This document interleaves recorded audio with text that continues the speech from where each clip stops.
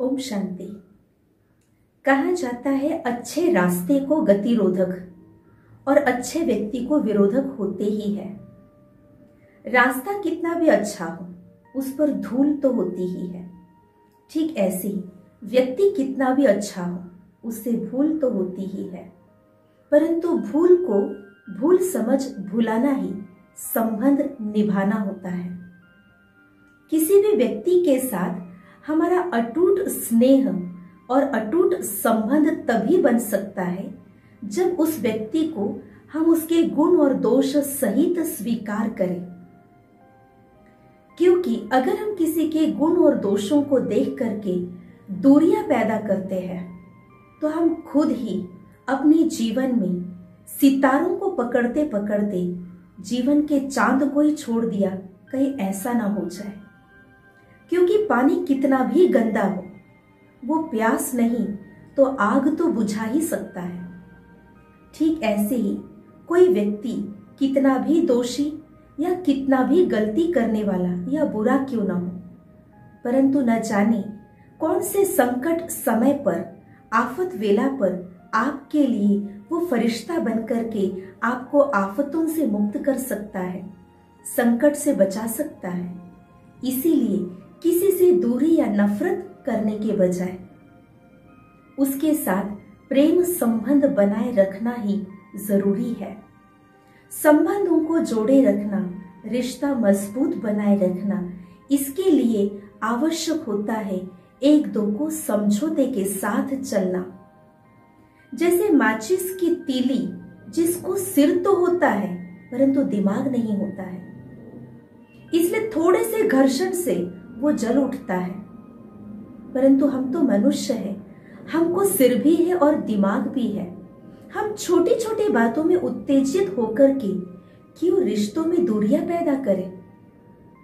इसीलिए जहां पर भी ऐसी कोई घटना या ऐसा कोई संकट या ऐसी कोई बात आ जाती है तो उस समय हम अपने आप को सावध रखें, सावधान रहे, संभाल कर चले। सावधानी के साथ साथ और एक बात का ध्यान रखें कि हमारा आपस में कोई विवाद न हो। सावधान भी रहना है, स्वाद और विवाद दोनों भी छोड़ना है। स्वाद छोड़ने से शरीर के लिए फायदा, विवाद छोड़ने से रिश्तों के लिए फायदा।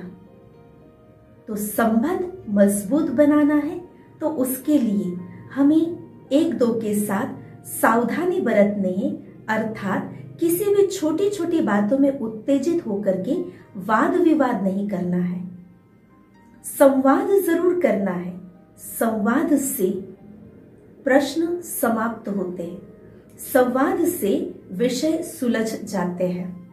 किसी की कोई भी बात मन में रख कर नहीं चलना है। कहते हैं मन भर के जियो, मन में रख के नहीं जियो।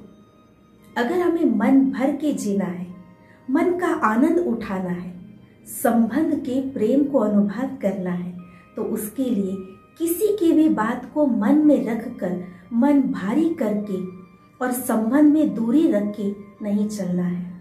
इसके लिए एक दो के गुण दोष को स्वीकार करके उसके अवगुणों को नजरअंदाज करते हुए चलना है। वैसे भी कहा जाता है किसी के अवगुण या गुण आपको बताने हैं तो उसकी गुणों की महिमा 4 लोगों के बीच करो, परंतु उसके अवगुण या उसकी गलती, उसकी बुराई एकांत में सुनाओ। ऐसा करने से केवल रिश्ता जुड़ा ही नहीं रहता, किंतु रिश्ता और भी फलता फूलता जाता है, रिश्तों की महक बढ़ती जाती है, रिश्तों में प्यार बढ़ता ही जाता है। हम आशा करते हैं आपके संबंध में, आपके रिश्तों में दिन दुगुनी रात चौगुनी प्यार बढ़ता जाए, विश्वास बढ़ता जाए, आपका रिश्ता फूलता जाए, महकता जाए। और इसके लिए केवल और केवल एक दो के गुणों पर ध्यान केंद्रित कीजिए और भूलों को नजरअंदाज करते जाइए। ओम शांति।